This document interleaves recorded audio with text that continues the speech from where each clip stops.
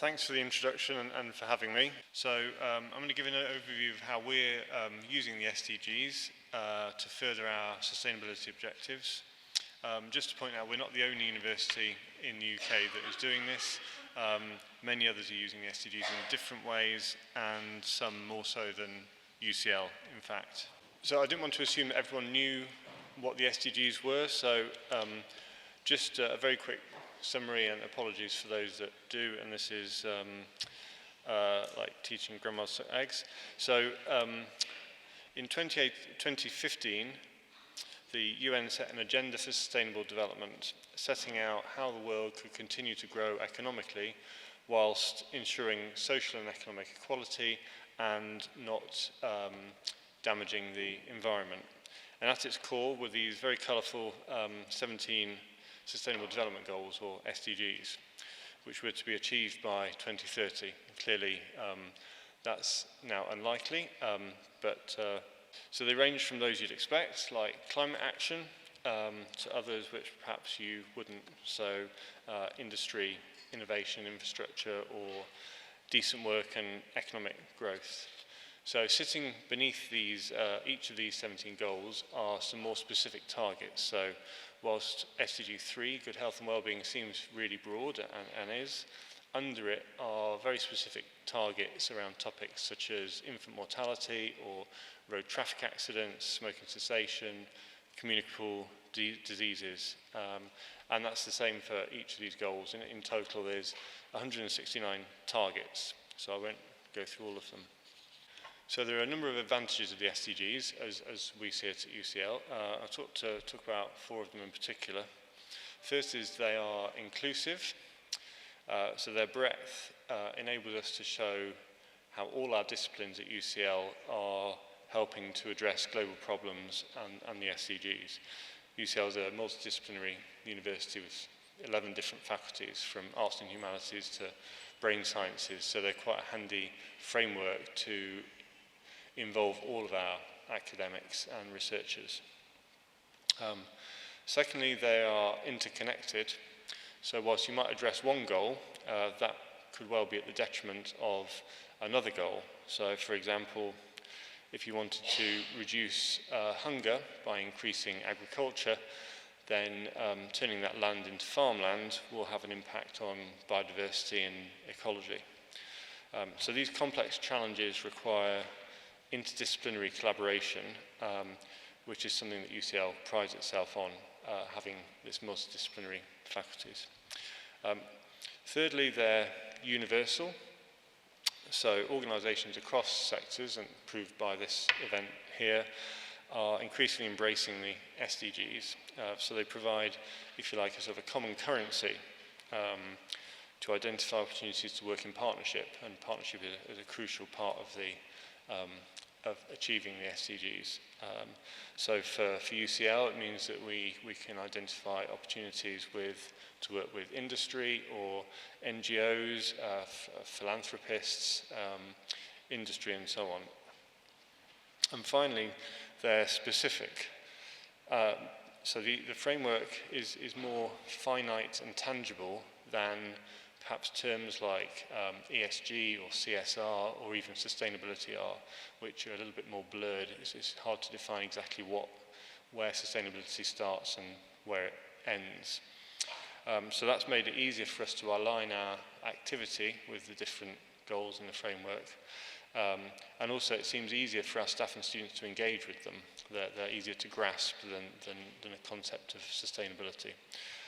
They seem to be more appealing as well. I think historically our academics have seen sustainability more as something they need to comply with, as a sort of tick box exercise, rather than something that actually they can contribute actively towards.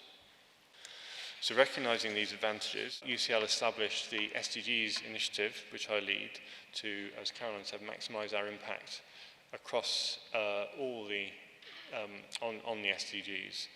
And that's not just our research and teaching, but also how our students are addressing the SDGs in many of their extracurricular activities, and how we operate as an organisation ourselves, so the impact that we're having on the environment and so on through carbon emissions and such like.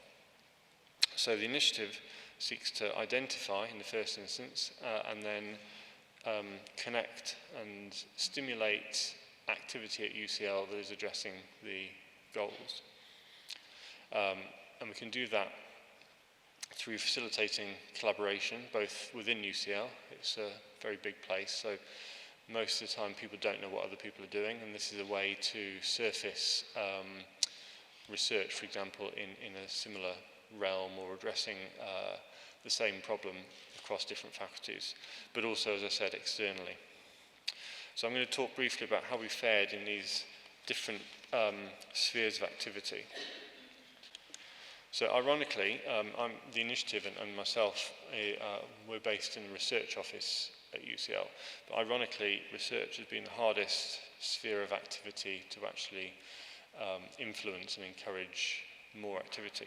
And the main reason for that is we have a very strong culture of academic freedom at UCL. So researchers decide what they want to research, and I can't go in and say, please research SDG 14 to increase our impact. But what we can do, as I said, is encourage collaboration, facilitate people talk to each other. Of course, one way we can increase activity is by offering funding, and then academics seem more respondent. So for the past 3 years, we've offered seed funding for SDGs-related research that needs to be there needs to be a collaboration between different faculties or with an external organisation. So you can't just say you're doing it yourself; you have to collaborate. So in contrast, where we've had more success is around education for sustainable development, or ESD as it's commonly known now. So like many universities, we are starting to increase our provision of ESD. And I think we believe, like other institutions, that we have a responsibility to equip the next generation of people, of graduates, who will, with the skills and the knowledge that they will need to address these complex sustainability challenges upon graduation in whatever career they choose to take on. And those challenges will only get more urgent as time goes on. So given the lack of progress this generation is making, we're sort of relying on that next generation. And it's something that students increasingly want and are demanding. Various surveys, this is one from the National Union of Students, which say students really want this. So I think that's an incentive for universities to actually increase the provision of ESD if the demand is there. So ESD is commonly framed using the SDGs in terms of the sort of breadth of knowledge that we want students to learn, and that is convenient because it enables it to apply to all disciplines, not just the sort of obvious ones like geography, but economics or law can equally, or brain sciences can equally help to address one or more of the SDGs. So we're trying to embed ESD across all our taught modules. And we're also looking at developing a new interdisciplinary module which students from across the university could take that will address these sustainability challenges, possibly with a sort of more experiential element where they solve a real-life problem working with an external organisation. But that's very early days at the moment. So we're also encouraging more students to undertake extracurricular activities, because we define ESD not just as what you learn in a classroom, but the skills you develop in things like running a student society or volunteering in the community and such like. And we have hundreds, if not thousands, of students involved in that sort of activity. So on the operational side, we've actually had a sustainability team for perhaps 15 years, maybe more, who have already made great strides in reducing our impact on the environment, reducing carbon, waste, and so on. So we've the SDGs has had less is been less needed in that area. It's been more applicable to research and teaching, I think. However, what we are using the SDGs is to frame collaborations between spheres of activity at UCL, which is something historically we've been quite bad at doing. So can we ask our researchers to use their expertise to improve our operations around energy use, for example, or can we get our students involved in the same projects? So bring the community together. So essentially, we're using our campus as a living laboratory to test things and in doing so improve our operations, the sustainability of our operations. And a number of universities are doing similar, which known as a living lab.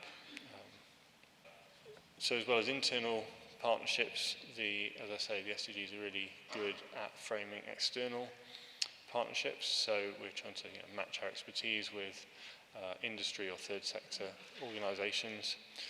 One initiative at UCL that started a couple of years ago we've called a research accelerator, and that brought together researchers at UCL with those in organisations in Stockholm around SDG 11, which, if you don't recall from the first slide, is sustainable cities and communities.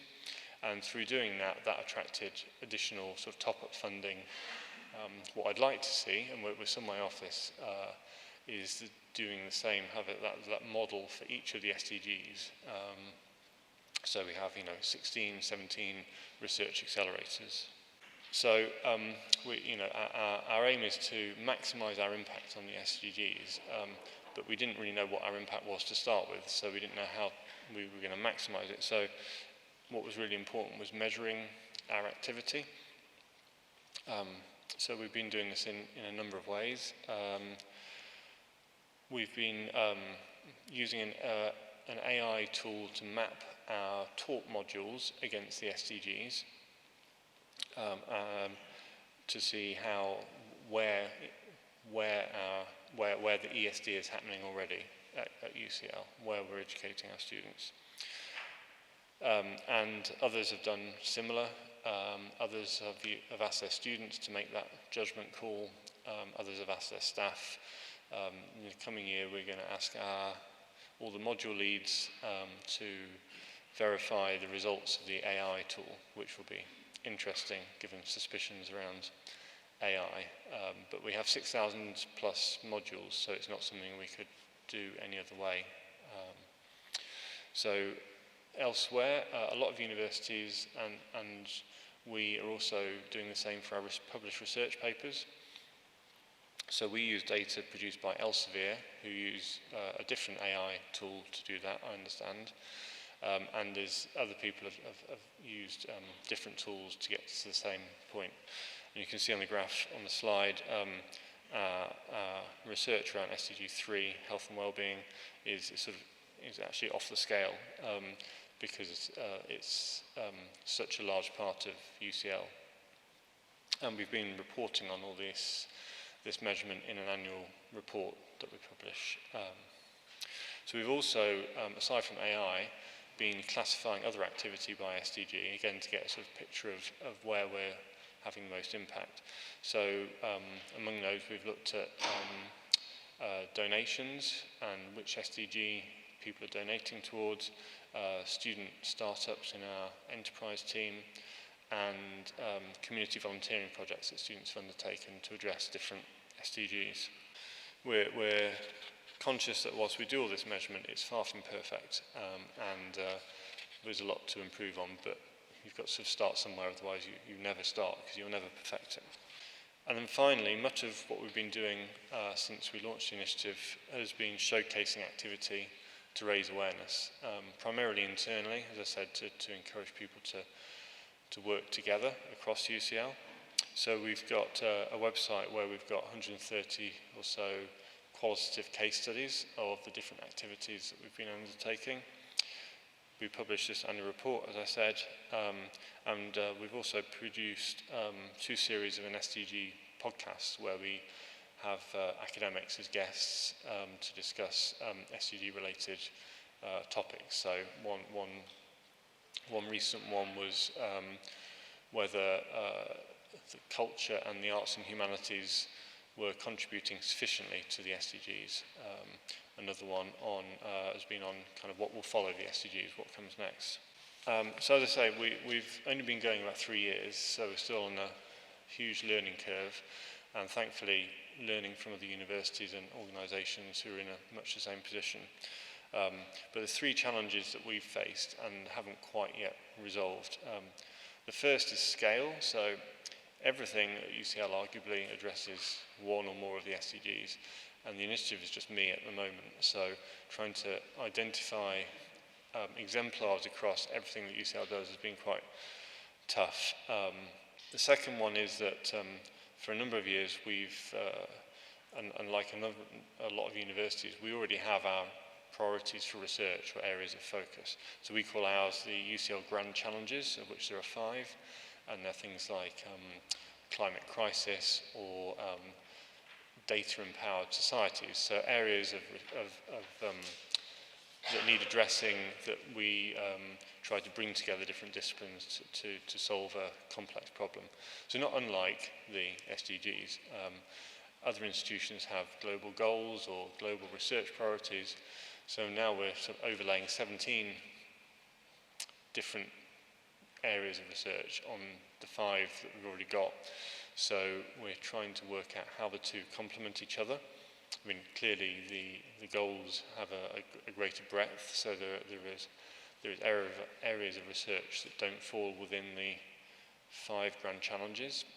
So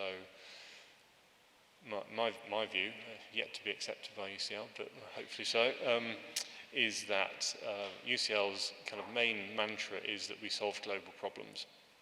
One vehicle to do that is the 5 grand challenges that it's set out internally.